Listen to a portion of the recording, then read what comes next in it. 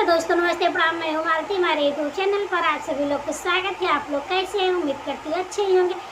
मैं आप लोग एक प्यारा सा सावन का कजरी गीत सुना रही हूँ। आप लोग को जैसा भी लगे कमेंट बॉक्स में ज़रूर बताइएगा और हमारे चैनल को सब्सक्राइब जरूर करिएगा। ज़्यादा से ज़्यादा लाइक करिए, शेयर करिए, सपोर्ट करिए।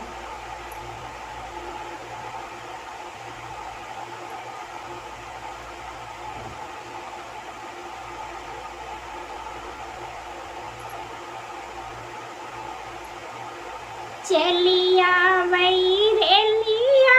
उड़तिया वही गरदा झूमते आवई ना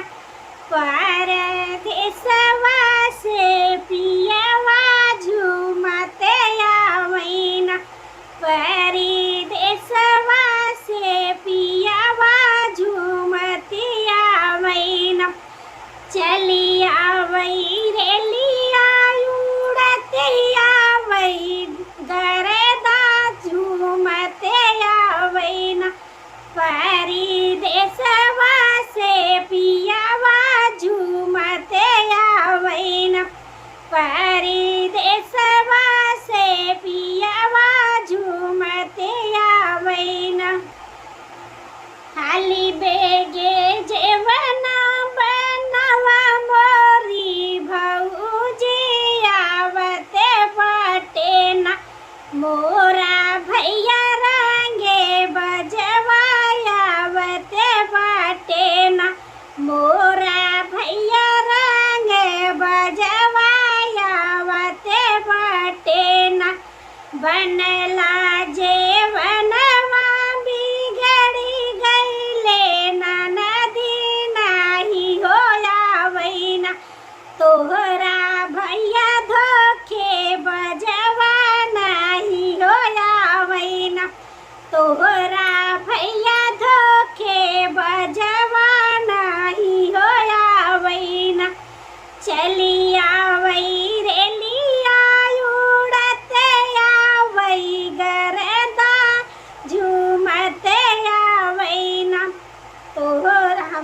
हमरा पिया परदेसवा झूमते आवई ना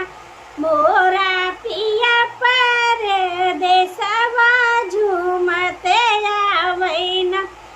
हाली बेगे गेड़ुआ भरवा मोरी भौजी आवते बाटे ना मोरा भैया रंग बजवायावते बाटे ना मोरा भैया रंग बजवायावते बाटे ना भर लागे गेड़ुआ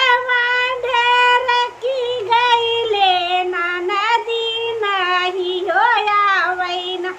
तोहरा भैया धोखे बजवा नाही होयावई ना तोहरा भैया धोखे बजवा नाही होयावई ना चलिया वही रेलिया उड़ते आवई गरदा झूमते आवई ना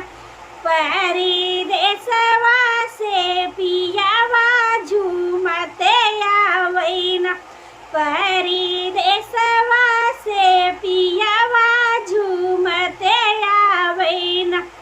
हाली बेगे बिरवा लंगवा मोरी भौजी आवते बाटे ना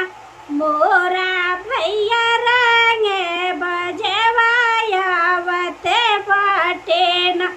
मोरा भैया रंगे बजवायावते बाटे ना जोड़ेला बीरे हुआ सुखाई मोरी ना नदी नाही होयावई ना तोहर भैया धोखे बजवा नाही होयावई ना तोहर भैया